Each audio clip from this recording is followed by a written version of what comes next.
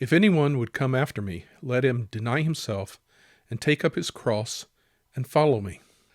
While in Mark 8:34, Jesus may have been using figurative language in describing the self-denial required of his followers, in today's lesson, Jesus' language is far less metaphorical. A disciple picking up a cross seems to be more likely and possibly inevitable. Hi, I'm Gary, and you're watching 7 Minutes in the Word. In John 15, verses 18 and 19, Jesus said this: "If the world hates you, you know that it has hated me before it hated you. If you were of the world would love its own. But because you are not of the world, because I chose you out of the world, because of this, the world hates you." In verse 18, the Greek word translated as world is cosmos. This Greek word can have a variety of meanings and translations. In this instance, however, it refers to the dominion ruled by Satan, the world that is actively opposed to God and his followers. Jesus is saying that the world ruled by Satan has hated and opposed him from the beginning, and with a certainty it will hate his disciples.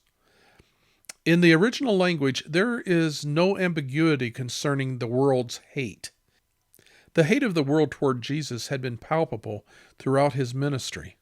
And just as certainly as the world hated him, the world would hate his disciples.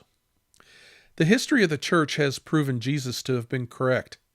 In a very short period of time, the hatred of the world was evident in the false charges brought against Jesus' followers. William Barclay pointed out 5 charges brought against the church. They were charged with being insurrectionists because they refused to worship Caesar.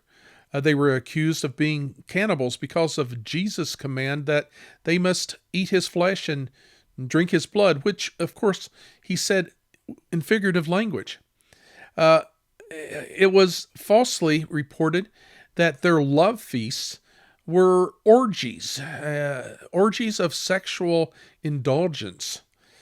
They were accused of being arsonists. Nero blamed them for the burning of Rome. They were criticized for dividing families, when in fact it was the non-believing family members who disowned the Christians for their beliefs.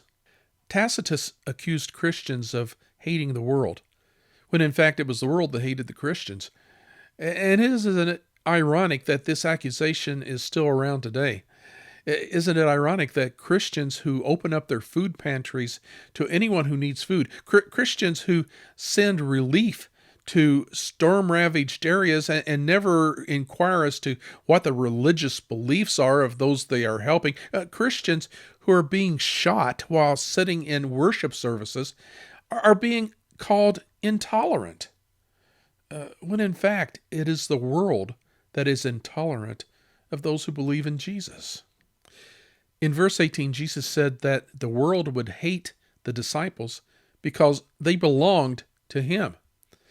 And then in verse 19, he said that the world would hate his disciples because they did not belong to the world. You and I were once in the world. We were like the world. We were just as depraved as the world.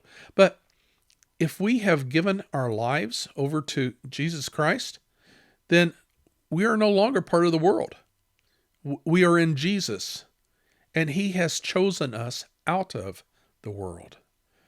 This is why we are hated by the world, because we are no longer part of the world. We no longer behave like the world. We don't believe what the world believes. We don't go along with what the world does.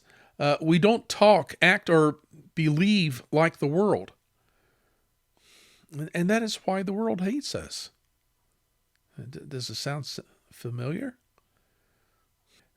In our last 2 studies, Jesus repeated several times that it is important for us to remain in him and that we love one another. In this week's lesson, the reason became quite clear.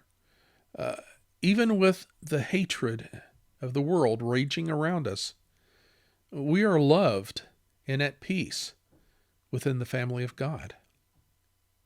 Well, next week we're going to continue with John 15, verse 20 and the following.